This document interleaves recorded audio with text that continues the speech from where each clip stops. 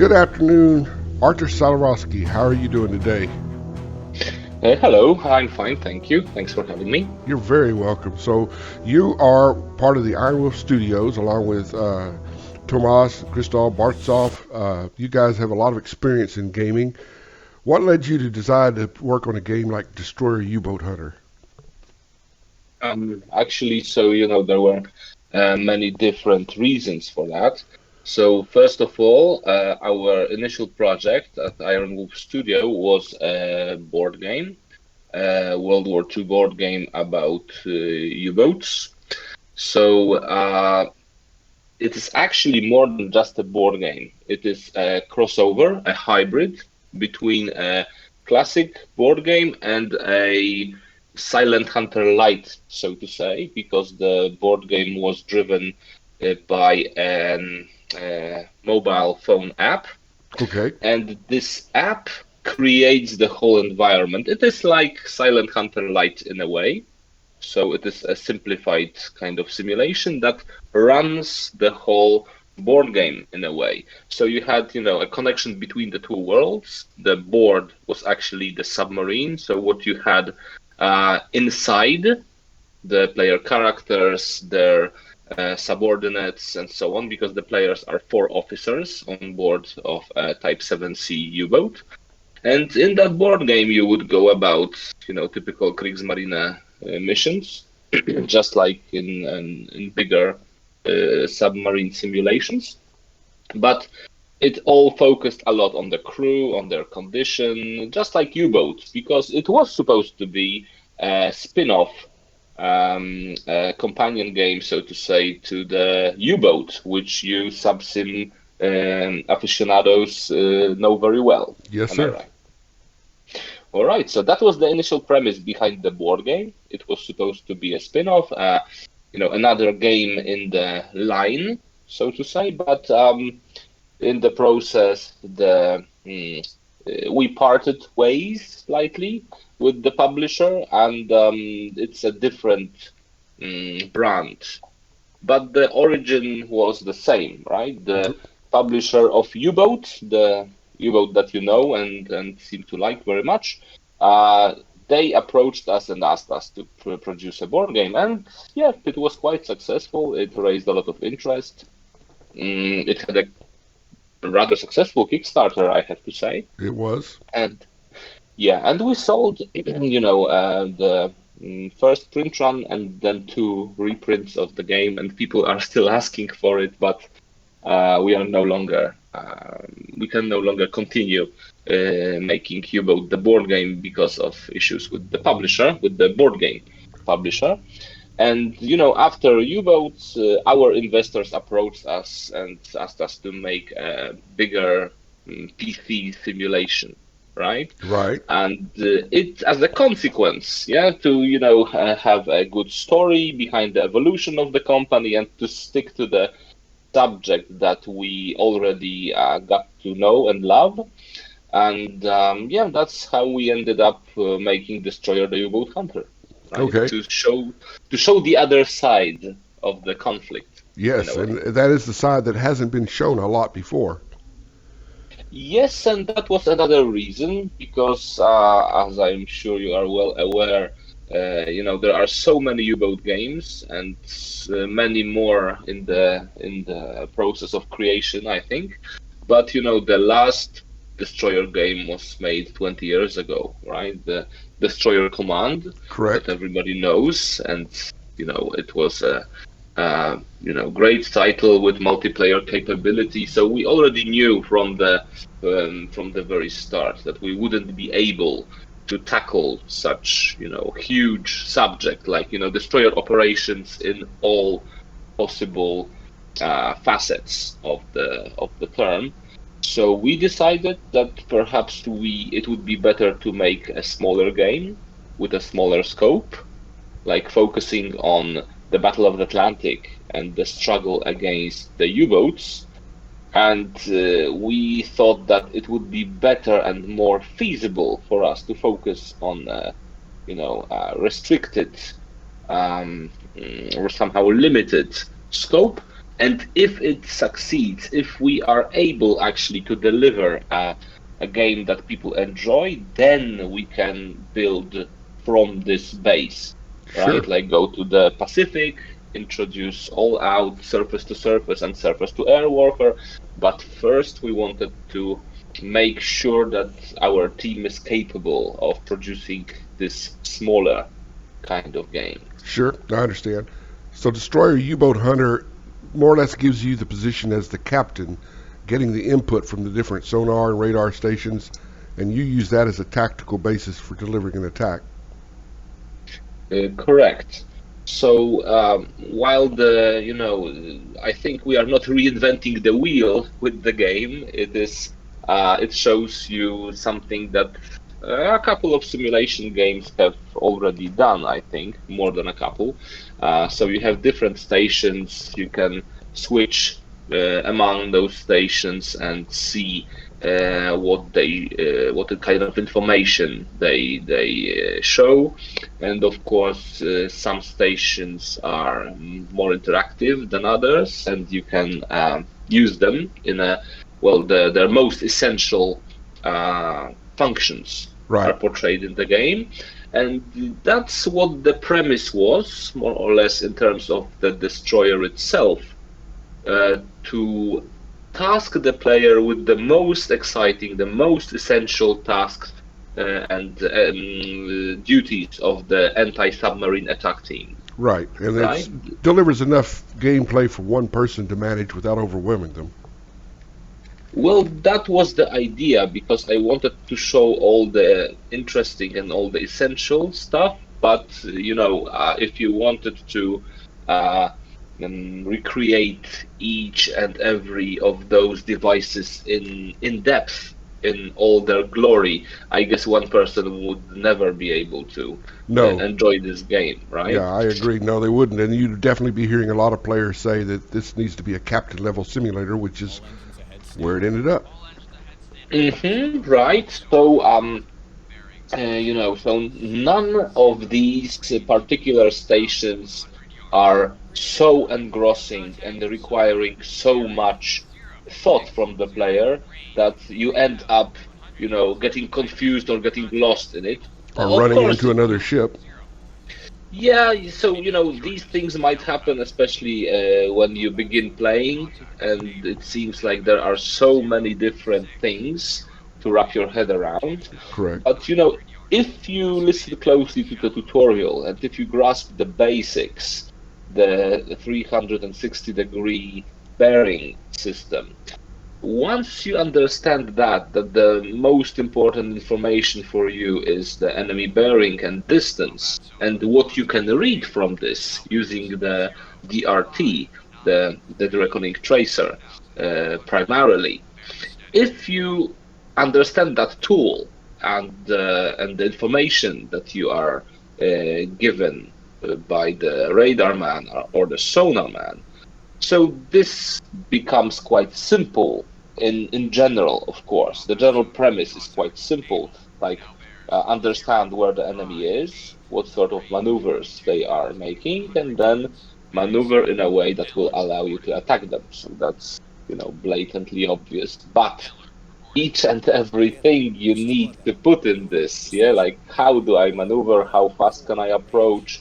How do I prepare my attack? Am I attacking from the flank or from the front or from the rear? It all makes a lot of difference. And yeah, so the general idea, I sometimes say that this is, the simplest game you can get. You have your boat, you can go faster, slower, you can go right and left and drop your depth charges. So, Yep.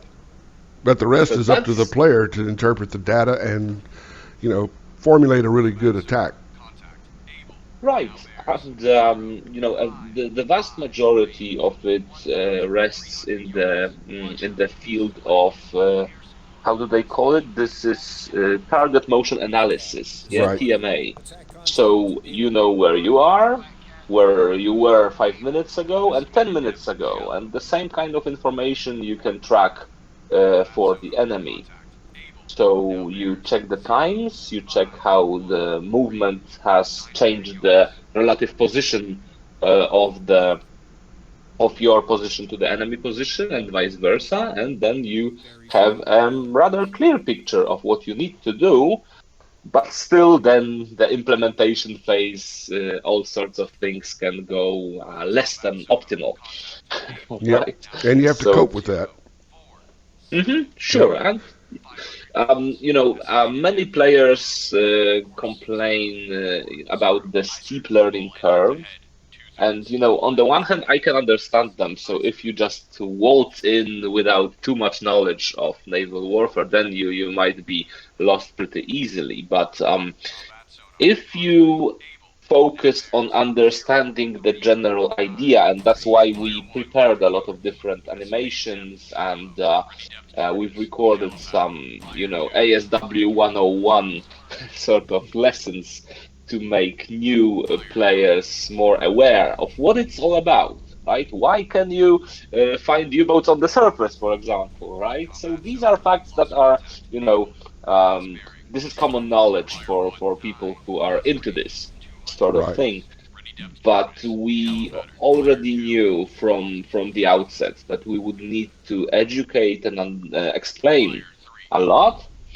But still, there are people who are complaining because they have been playing for 3 hours and they haven't sunk a U-boat, right? Sure, sure. No, So, and for people that have played the game or the people that own the game but have not checked out the tutorial, I highly recommend looking it over. The presentation of bearings, range, TMA, how the sonar scope works, depth charging and timing, all those things are presented really well in your tutorials and in your, like you say, your ASW 101. That by itself is pretty noteworthy. thank you. I'm very happy that you see it this way. And right, because I remember myself, being actually surprised by a few of the things, that I've learned while making the game, because I'm a huge fan of World War II and I'm a sailor myself. We have, beautiful lakes in Poland, so uh, we really have, a place or two where we can sail a lot. And even though I used to read a lot about the Battle of the Atlantic, then again, some of the technical features, were new to me, and yeah, so the basic info about diesel electric submarines, right? Yeah, How the rhythm in which they operated, and the fact that they had to recharge batteries, and they mostly did it at night or when stocking a convoy, right? correct. So this already gives you a couple of answers, like why submarines would approach you from on the surface from afar, right? And another thing that in 1942, when the game takes place, they were still only beginning to understand why they are getting detected on When the they're on the surface at surface, night. yeah, when they're Yeah. out of visual range, but somehow the destroyers seem to know where they are. Yeah. So that's what we attempted to depict. And also we chose 1942 because that's when the battle was heating up, right? And the losses on both sides were relatively high, and the technological advance was, in full swing. But still So fairly even. yes, still fairly even. So it's not like, 1945 when you have, liberators chasing down U-boats and, destroyers depth charging them were, like almost obsolete in a way. Of course, this is, exaggerating, yeah, but this is an exaggeration. But towards the end of the war, the majority of kills was in the Bay of Biscay by Allied long-range Air Force, aircraft, right? Correct. They're shooting them. So They were sinking them before they could even get out of their front yard. yeah, yeah, sure. So they were, they knew they were probably not going to make it out of the Bay of Biscay, right? Yep. So that's what we didn't want to show because it wouldn't be too exciting, right? So we Nope. decided to find the point in the battle where U-boats were still pretty deadly when they were present in large numbers, and that could allow us to make the game evolve further if we have the possibility. So right now we are working on building the campaign system and adding more mission variety. So we have already given everybody the chance to play the ambush mission mode. That's It the is new mode. still, yeah, it's still in its early stage, and we were a little bit worried that many players actually were critical about the ambush mode not being too much different from what the The original attack mode. attack. Yeah. Yeah. So, well, there is only how to put it. Uh, there's only so much you can do with this setting, right? We're not going to introduce, for example, German airplanes because they wouldn't be able to reach the other side of the Black Pit, right? We Right. won't be able to introduce, surface-to-surface combat. So, because it's simply were and there, Germany simply had almost no fleet, right? At that point, I'm not sure if in 1942 the German surface fleet has already been scrapped or not yet at that point, but you know how it They was, weren't really right? a factor. Yeah. So, so the only thing you can have in this game is you can hunt submarines, and we will attempt to recreate that in all its glory and all the All the introduce different all the flavors. yes, yes. So we are planning a lot of different things for the campaign, and we hope that people are going to appreciate what we've prepared for them. But at the same time, a lot of people seem to expect that we will be offering a Silent Hunter style campaign where you can roam freely around and choose your missions and stuff like that. But I guess most people don't realize that U-boat captains had a lot of freedom. They acted like they operated almost like buccaneers, like they had their, some areas, delegated to them, or maybe some convoys, that they were asked to attack or follow by the HQ. But actually, they could operate mostly by themselves, But right? the convoy is not the Independently. exact same way because the convoy has to reach a certain destination. Yes, and on the side of the destroyer force or the convoy escorts, you would never roam around freely because that's not what you are supposed to do. You are supposed to assist the convoy and make sure that it, reaches its destination unscathed. Right. And And most of the action takes place in the middle of the ocean, so the scenario is going to be very similar to every mission. so, we are working a lot on making it all as varied as we can possibly make it. So, right now, we are working on our next update, and we are trying to respond to what we hear from the public, the best we can. Sure. So, right now, we are introducing difficulty levels. Okay, that's Uh, what I was going to ask about. I've been a big proponent of difficulty levels, especially as it pertains to new players getting into the game and being able to let the game grow with their skill. Yes, so what we are introducing now is the ability to tone down depth charge difficulty in hitting.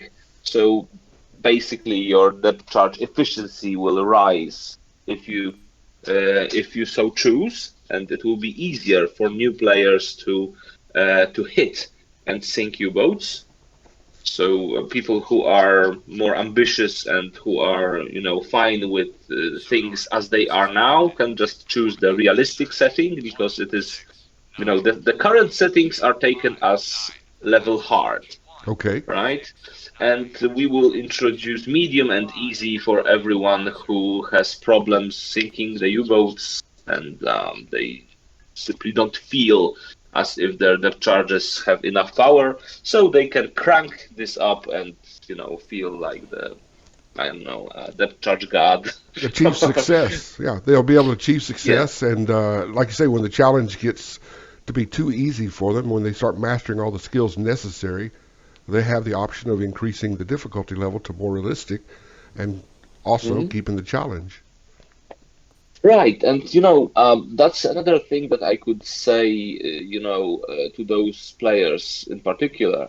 So, in a game where the everything you are learning and everything, so the whole time you are spending with this game is for you to learn how to outmaneuver and how to sink the U-boat, how to prevent it from attacking the convoy. So if you have played the game for like 2 or 3 days and you can't seem to hit even close, that's perfectly fine, I would say. You're not supposed to learn this in like in an evening, yeah, because that wouldn't make sense. It's the most important skill you can learn in this game, and this actually decides between your victory or defeat. So, from the designer perspective, if the player can learn that in an evening, that's not a good game, Right. right? At least from my perspective, because it's supposed to simulate a number of quite complicated things being done by a dozen of people. Here, your task is easier. You are just one person, but you have immediate access to all that information, and you can very easily compare between radar, sonar, tactical view, DRT, OSC, all of that. Right. And none of the crew members, including the captain, had that possibility, right? So on the one hand, yes, you are performing tasks of like a dozen of people, but on the other hand, in reality, they wouldn't be able to see one another's workstations in a snap of their fingers, Right. right? Just clicking with the So mouse gets you there faster than real life could. yeah, yeah, certainly. Also, some players were complaining, like, why can't we run around and do everything on our own? So, imagine that for a moment. Like, if you had to run from the combat information center to the bridge to do something, well, that wouldn't really work. It can work on a submarine game, right? Like in Wolfpack, right? Because everything's pretty close, Sure. right? Yeah, everything's within So, about 10 meters. sure, and on a destroyer, not so much, Nope. right? If That's you why wanted Destroyer to. had a big crew instead of just one or two guys. hmm Yeah, so that's the thing. So I guess a lot of people would like it to be 100% like the U-boat games they know, but that wouldn't be a simulation anymore, Right. right? Of course, we could make a game where you roam around freely in your destroyer, and then you have a mission here, then you decide to go and have a mission somewhere else. But that's not how things looked like. You would be assigned to a convoy and you would be tasked with protecting that convoy. And yeah, if Well, you. another thing a lot of players don't realize, I mean, they know it, but you have to point it out to them quite a lot, and that's you only have so many resources to build these games. You can decide you're going to spend your resources on having the player running around on the deck of the destroyer, going from station to station manually, or would you rather spend your resources on developing out the AI, some more, tactical things? Mhm.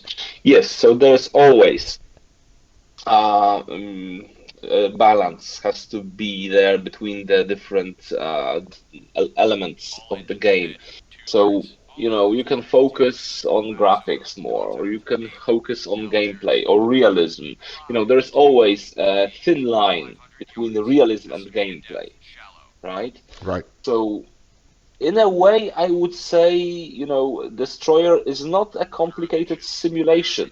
There is only like so much of it that I guess I wanted to make it digestible to people. Like, you need to think a lot, but there is not too much thinking at every particular station, because if you wanted to, for example, understand the TRR with all its, switches and why it worked the way it worked, then you could have a whole separate game for, one player, but I'm not sure if it would be that No, exciting. it wouldn't have that much appeal. It'd be too limited in scope. Okay, so Hmm. at this point, you've got the attack mode and the ambush mode, and I can see where they Hmm. differ, and I enjoy both of them. I enjoy knowing that some of the U-boats will lay in wait and minimize radar detection. So, what Right. about the other missions that I saw that are coming? You've got rescue, broken formation. Does that include stragglers? Yes, so in broken formation, we will be focusing on the situation, for example, after a storm or some other event that results in technical failures in the convoy. So in broken formation, there will be either some merchant ships lagging behind and becoming perfect prey for the U-boat that you have suppressed, but they are still around the convoy. You haven't finished them off, but you have to focus on the new wave coming in from the front. So at some point you will have to split your attention on and maybe leave an escort or two patrolling the the tail of the convoy, because unless those merchants repair their technical difficulties, they will keep lagging behind. Yeah, and that gives you a big dilemma on how to manage your resources. Yes, and that's the whole tactical level of the game, yeah, because apart from your destroyer, you have this simple tactical game, the simple tactical RTS where you command your other escorts, yeah, the remaining ships Right. of the escort screen. And while this isn't, a huge thing, I guess it's a nice complement because you have some small resource management. You have to think in terms of, okay, I can stay here and make one or two more attacks against this U-boat, but now it is now becoming a minor threat, so I can leave it be and perhaps assign one of my escorts to keep it at bay, for Right. example. And now I can handle this bigger threat, another U-boat that we have just discovered is approaching the convoy and it's going to have a good firing position. So I'm the fastest unit in the escort screen. I have the Fletcher who can make like 35 knots, while the other escorts can do like 20, 25 maximum. So you can use your speed advantage and, Go uh, welcome the new U-boat. yeah, Yep. yeah, and, Well, a big part of the make. game is the U-boat AI. I mean, you're managing your destroyer and you're trying to think tactically, but knowing what the U-boat will do, what they're likely to do, you know their objective. Their objective is to get within firing range of the convoy and letting some torpedoes out. Uh, the Mhm. That's one of the big parts of the game to me is trying to second guess the AI, trying to assume what they're going to do and deliver my attack with that in mind. Give me a viewpoint on some of the AI characteristics. I know in real life a U-boat commander had to raise his periscope a certain amount of times or certain length of time to obtain the information to set up a firing solution. In the game, is that also the case? Yes, we did our best to recreate all the, attack procedure of the U-boat. So yes, definitely it has to rise to periscope depth, and it has to keep its periscope extended for more than 30 seconds to fire a single torpedo, right? And there are more things like this. For example, after firing four torpedoes, they need to dive and reload, which takes a lot of time. And they can fire two to three torpedoes in a spread, Right. right? And but it takes a lot of time to, sorry, to mhm, make all the calculations for such a salvo. And we have now toned down a lot U-boat underwater speed, and also when it comes to dive speed, we have made a lot of changes, and It seems like the most of the public, at least, are enjoying the new way the U-boats are working, and we are still changing a lot as far as the U-boats are concerned. And what I can tell you is that there were some decisions made initially while the AI was being planned, and some of those decisions have been a burden. Like we didn't have enough control over U-boat behavior until some point in development, and right now we are rebuilding a lot of that, Okay. right? Yeah, sure. You're learning what works and what you need to change. Yes, so upon hearing a lot of feedback from both from you guys at SUBSIM and from Steam, and from all the sources that there were people who thought that U-boats were like 3 times as fast as they were, and no, that definitely wasn't the case. So the fastest that a U-boat could ever go in our game underwater was 8 knots, but some people thought that they, had I don't know, a crystal ball or something, but they didn't take enough care to look at their DRT, right? And Right.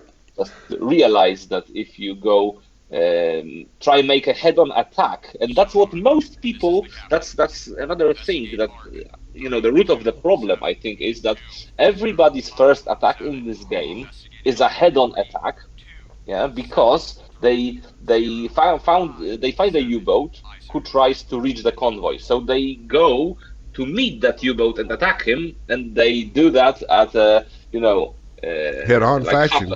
And they have the Yeah, closing speed is almost doubled. yes, and that's, I believe, the problem that most people report initially. Like, okay, he was in front of me and now he is like 500 yards behind me. How is that possible? Does the U-boat have a turbo or jet engine or whatever? So, no, you have lost the contact. You most probably didn't find him with sonar too fast. It took you some time. And at, all this time you were moving towards him and he was moving towards you. So the range rate, the accumulated uh, closing of the distance, right, from both sides. Sure. Closing rate. So we discussed Yeah. this in a previous conversation you and I had, and we talked about the fact that the U-boats can go up to 7 or 8 knots, and in the first iteration of the game when it was released, it did seem like they were being noted on the contact board at 7 knots consistently, which in real life they couldn't do that for more than like an hour, hour and a half. So in the game scale of the game, it seems like that they would have to be going slower a bigger part of the time. And you guys made a big change to that. Y'all went ahead and adjusted it, made it to where at certain points they may be going fast, especially if they're on the surface. But once they're detected, once they're under depth charge attack, their speed varied more between trying to be trying not to hold on a second.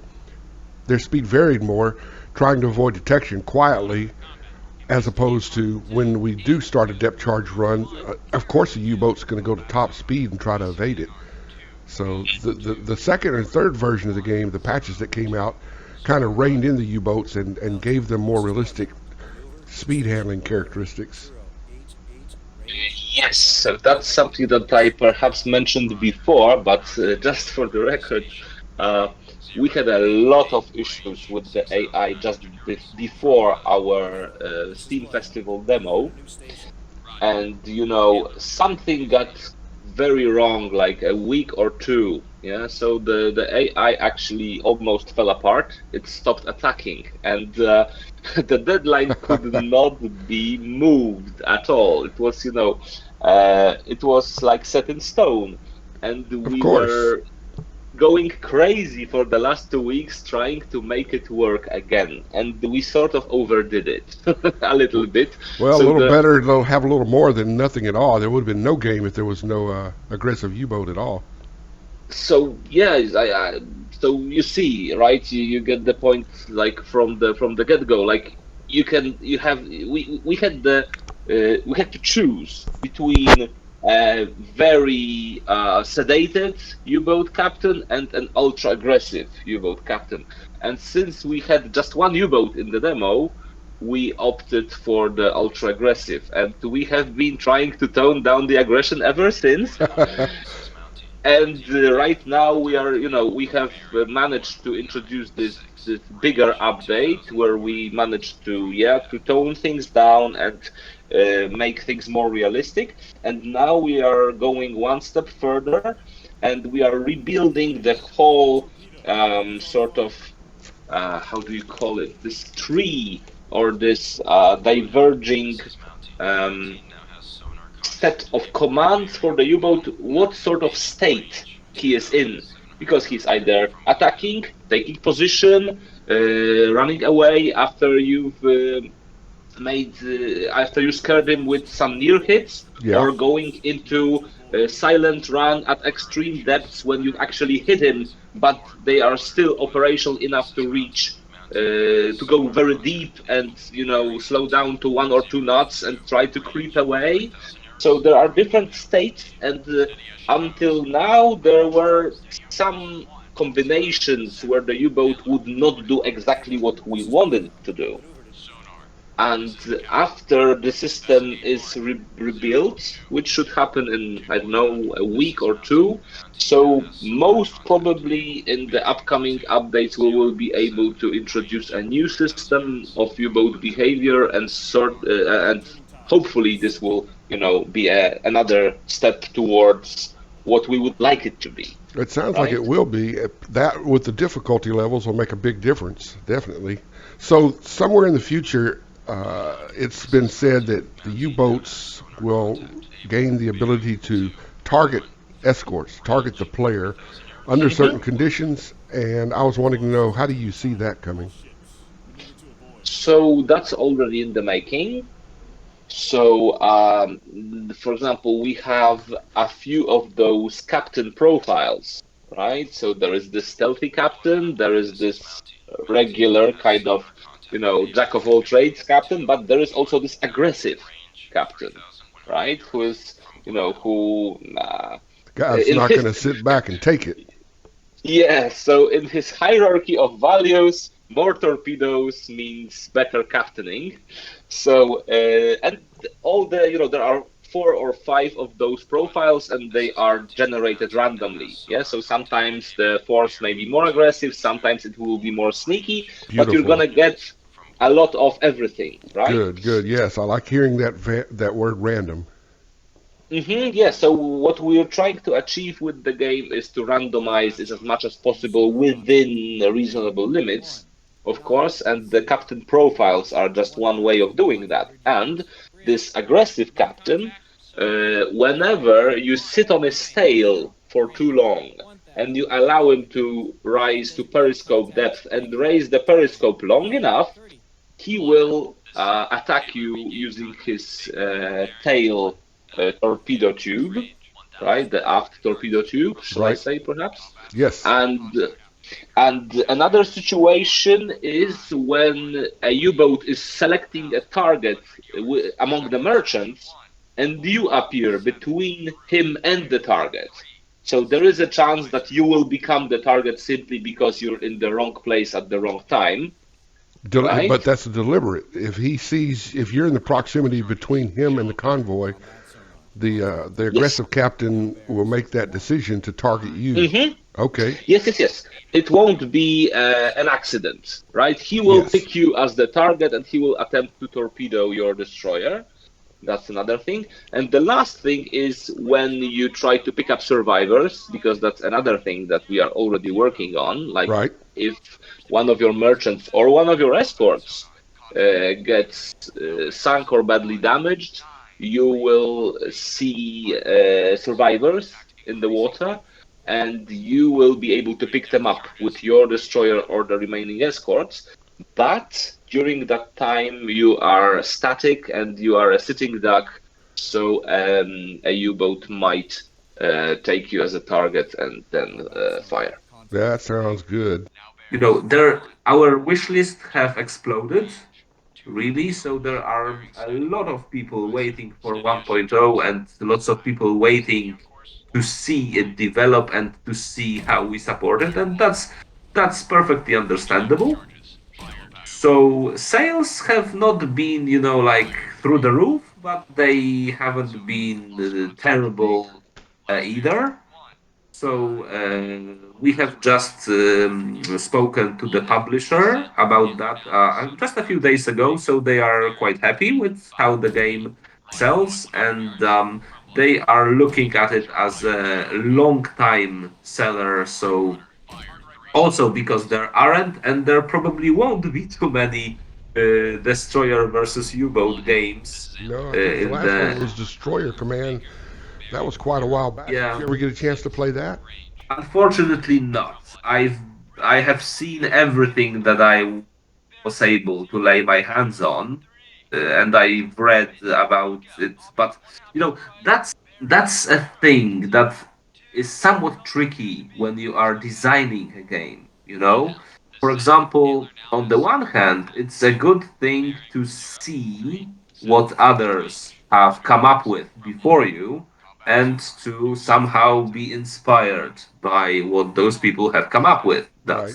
The that's one side of the coin. But on the other side, you also want I personally want my games to be fresh, original. I want to bring something new. I don't want to make another game of this kind. Like, you know what I mean? Like, for example, with the board game, if you really got to the core of how this game works and what it does, it's crazy. This U-boat game of ours, that board game, there's no other game like it, and there probably won't be any other game like it. With Destroyer, it's not as original, but I didn't want to, to spend too much time focusing on how Destroyer Command used to work. I wanted to do my own thing, but there's still a lot of similarities. Yes, that's Sure. also a simulator where you switch around stations because it's something that's difficult to do away with in Right. a simulation like this. I think. Um, Also, just another thing I wanted to address when you spoke of the hydrophone, Yes, sir. right? The passive sonar. I just remember now because I wanted to have it from the get-go. I was pretty sure that we would be modeling hydrophone in this game, Separate but from active sonar. well, actually, the thing is that they were the same device. You would if you take a closer look on our sonar console, it has this listening button or something along these lines. You have this switch and you can uh, instead of pinging you can listen as well. Right. But what at first seemed strange to me when I read in the reports. Yeah, I think I read that in the reports from the ONI report, this Office of Naval Intelligence. Yeah, there's this hyper war publication that I think it gives a lot of the clues or the conclusions that the U.S. Navy arrived at after the Second World War or after the Battle of the Atlantic. And one of the main premises was that listening is very rarely used. And yes, of course, they did listening sweeps. But the thing is, it's completely different on a destroyer than on a U-boat. Okay. And the remark that I remember to this day and that really gave me a lot to think about when I read it was the U-boat guys can hear you very well from below with their hydrophones, but we almost can't hear them until we stop Right. because the friction of the water against the hull makes such distortions that if you don't, put engines on hold, and if you don't stop, like totally, you won't be able to hear anything like 99% of the time. So also because a lot of the U-boat captains used silent running, and they would dive deeper and so on and so forth. But to sum it up, they almost never used listening. At least that's what the report claimed, and they mostly right. So that's when it really dawned on me that the destroyer, the sonar man would very rarely resort to to listening, although they did have this pattern. I remember from the sonar man's book. If you lose contact, you ping, train, and listen. Ping, train, and listen. So there was some listening involved, but yeah, it was It rarely wasn't used. as effective. Yeah, it was effective from down below, but it wasn't, nowhere as near effective from the surface. Right. Well, So talking yeah. about destroyers and having varying speeds with which they could listen, which they could ping effectively, and we know that the weather and the speed of the destroyer would affect the effectiveness of their sonar. In the game, I Hmm. believe the destroyers have a maximum speed of 25 knots, and they can still use sonar. Does the Um, game have a minimum speed that they can drop depth charges and not be affected to have any kind of damage, or is that not in the game at this point? so, as far as sonar is concerned, you can only use it at a head standard maximum. Yeah. Yeah, So that's 20 knots. that's 20 So knots. that's. Hmm. Okay, And yes, some people say it's already too fast. Some people say it's all right. The way I had to decide was I took a look at the TRR, and the TRR still sort of has um, this bar on the scale. right, So picking it up. technically speaking, yeah, so technically speaking, it was ready and prepared to allow you to drop charges at 20 knots.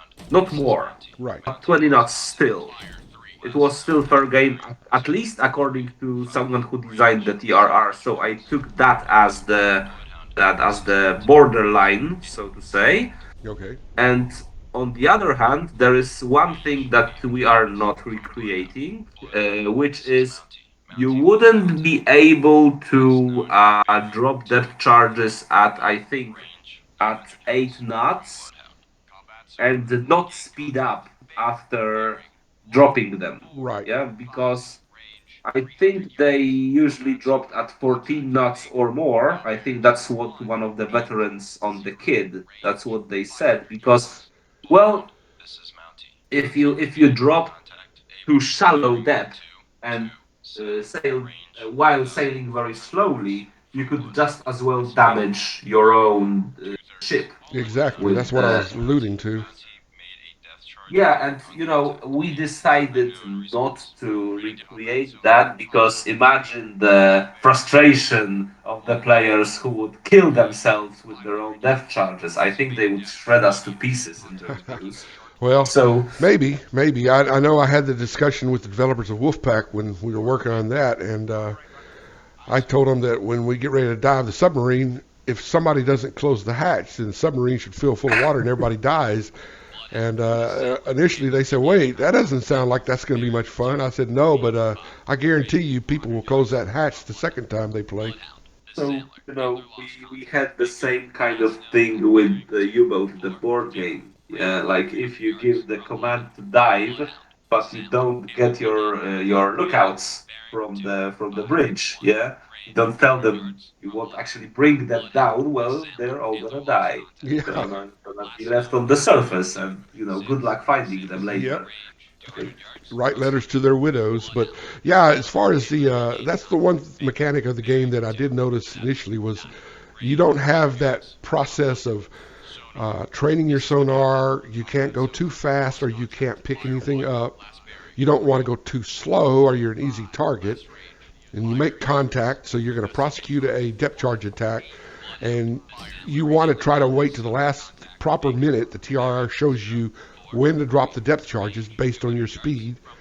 And as Mm-hmm. soon as you drop the depth charges or you get ready to drop them, normally I would expect to go ahead to all ahead full or all ahead flank and then start dropping depth charges. You're going to lose sonar contact anyway. And realistically, you wouldn't want to drop shallow depth charges at 8 knots because, yeah, that would damage your boat. But at this point, you guys have made the decision not to include that, correct? Yes, there were certain moments when we made a conscious decision not to make the players' lives any harder. But yeah, there were just a few like this, and yeah. So the what I was actually a little bit afraid of was that so many stations, so many different things to track. Yeah, Yeah, at some point I was a little bit afraid that people wouldn't be able to handle that, and that everything would be happening too fast. right. And then And they, actually, yeah, and actually, it can happen too fast if you approach too fast. But if you make a calculated approach, you track your contact long enough, then it's all perfectly possible and workable. You just need to have a plan, and I think that's it's added value again to the game. It's not a game about having being trigger happy and shooting as fast as you can. It's a game about trying to lure your enemy into an ambush, or at least try to figure out what they are doing and react to it accordingly. And yeah, it's more about thinking and planning and a steady kind of approach. yeah, no, But that makes sense. And of course, the player always has the option to play that way if he wants to. He can always, exercise those additional moves if that's what he wants to do. Mhm. And they can just as well forget about all the DRTs and TRRs and other stuff, and you can stay on the bridge, focus mostly on the bearing indicator, and try kill the U-boat this way. Oh yeah, Yeah, you can do it. Yeah, so there are many different ways you can play the game. For example, you focus a lot on your lookouts, and that's again, I think that's a great that the game allows you to do so. And yeah, you can focus more on the tactical display or on the DRT or the OSC for that matter. You can use them all. You can choose to ignore some of them. Personally, when I play the game, I use everything, but of course, that's understandable that it's just me. sure. Yeah, some people will have a completely different play style, and if it still works, I guess that just goes to say that the game allows for different play styles, which is a good thing. It's always a good thing, And yeah. while I don't think we made something horrendously spectacular, or it's not the best simulation ever, I think for this amount of time and the budget and the team that we have, we did a pretty decent job. And yeah, we will keep perfecting the game, and we hope that the community will stay excited and will keep giving us feedback to guide us through this process. And yeah, there is a lot of potential. The formula, I guess, has been accepted by the community, so it's just a matter of mm, how long we can keep developing and adding new stuff. But yeah, I love this project. I'm a little bit tired with it after 3 years Sure. of working on it, and after 3 more years of U-boats before that.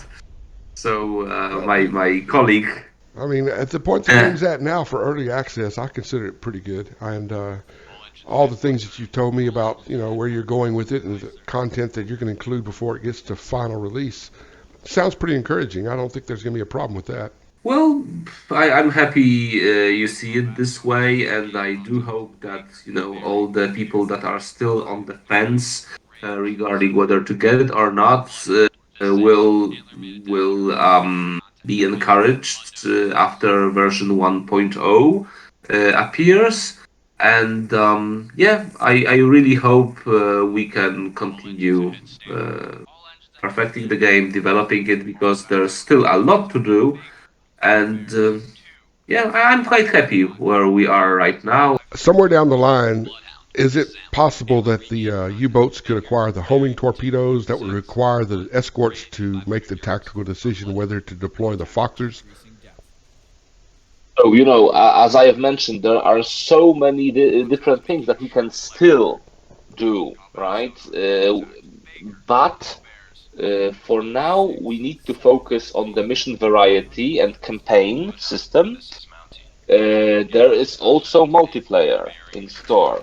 The subject is on the table. It has been on the table since we have started cooperation with Dedalic Entertainment, our current publisher, Okay. and it seems like it will be possible to introduce co-op multi-crew multiplayer. Co-op So multi-crew multiplayer. So basically, you're saying the game could have a setup to where a player starts the game and he's the captain on a destroyer, and another player can work a different station on the destroyer. Another player can be on a lookout. precisely, yes. So you know, in one sentence, it will be like two or more players sharing the responsibilities On one between them. destroyer. Yes. That sounds pretty good. So, a lot of players have been asking about this since the Destroyer demo appeared, and we have been listening to all feedback very carefully. So, right now, we are trying to cater to the less experienced players at this point, because there have been a lot of complaints and requests about the difficulty. So now we are attempting to let the less experienced players have more fun with the game, Sure. but our further updates will mostly be focusing on campaign content until I don't know, probably January or February next year, and then we will try to polish it all, and hopefully we will be able to finish the game in the first or second quarter of next year. But right after that, we ought to be able to start implementing the multiplayer. Yeah. So it Well, I know might that's so going to be happen. exciting. Yes, so what we hope to have is to introduce version 1.0 with the campaign and with all the bells and whistles, all the variety and improved gameplay, and we will be delivering all those mission varieties that you have already seen in the menu, right? Sure. So like rescue, ice field, and others to, to release them as quickly as we can and get player feedback. What can be improved? What is good? What isn't so good?